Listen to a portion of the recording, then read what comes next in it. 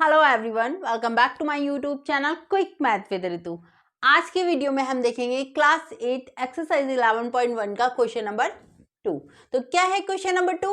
A mixture of paint is prepared by mixing 1 part of red pigments with 8 parts of base. In the following table find the parts of base that need to be added. देखिए, हमें ये table complete करनी है। क्या बोल रहा है question में? देखिए क्या बोल रहा है, हमें पेंट प्रिपेयर करना है। ठीक है, उसमें क्या करना है? Bye mixing 1 part of red pigment. 1 part तो डालना है रेड पिगमेंट का। जैसे कि समझो एग्जाम्पल के, आपके घर में ठीक है व्हाइट वॉश हो रही है। ठीक है, तो व्हाइट वॉश वाले क्या करते हैं, एक तो जो व्हाइट पेंट होता है ना, व्हाइट पेंट होता है वो वाले, मतलब बड़े सी बाल्टी में आता है ना। और जो हमें जैसे कलर्स करवाने होते हैं जिस कलर का, तो उसकी थोड़ा, जैसे अगर हम चाह रहे हैं कि यहाँ पे हमें इस वॉल में रेड कलर चाहिए, तो उस वाइट को ही, वाइट का जो पार्ट होता है ना, बेस, जो वाइट पार्ट होता है, वाइट पेंट होता है, वो होता है हमारा बेस। और हमें जो कलर उसमें बनाना है वो उसमें हम डाल देते हैं। तो वो बोल रहा है कि जो बेस पार्ट है ना, जो बेस यानी कि जो वाइट पेंट है, उसका 8 पार्ट लगेगा। ठीक है, यानी कि समझो 8 बूंदे उसकी लगेंगी। ठीक है, 8 बूंद किसकी लगेगी? व्हाइट वाले की, यानी कि जो बेस है। और 1 किसकी लगेगी? रेड पिगमेंट की। अगर रेड कलर बनाना होगा उन्हें, तो 1 बूंद किसकी, 1 ड्रॉप किसकी लगेगी? रेड की लगेगी। और 8 बूंद की ड्रॉप किसकी लगेगी? व्हाइट वाले की, यानी कि जो हमारा बेस है। ठीक है, टेबल बनी हुई है। तो 1, अगर 1 ड्रॉप है हमारी रेड पिगमेंट की, तो बेस होगा हमारी 8 ड्रॉप। समझो इस तरीके से।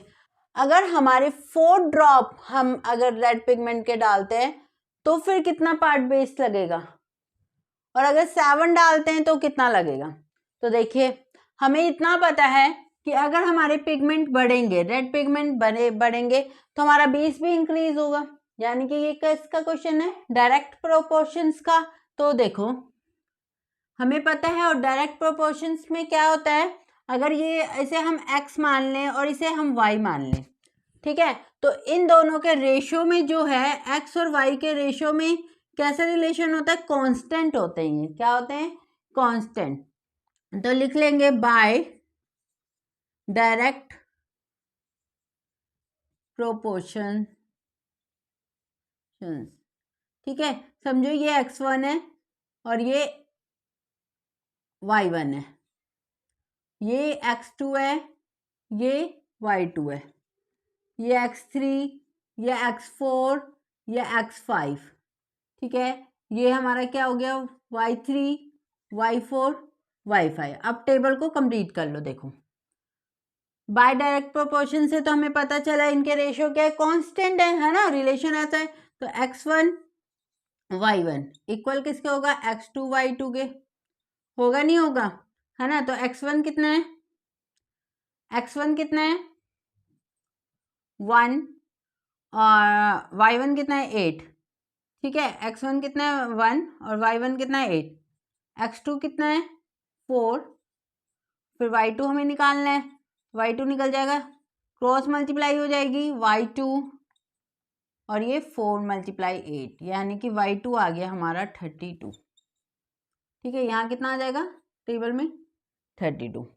ठीक है, अब बताइए, अब ये 1/8 किसके इक्वल हो गए? इस वाले के। तो 7y3।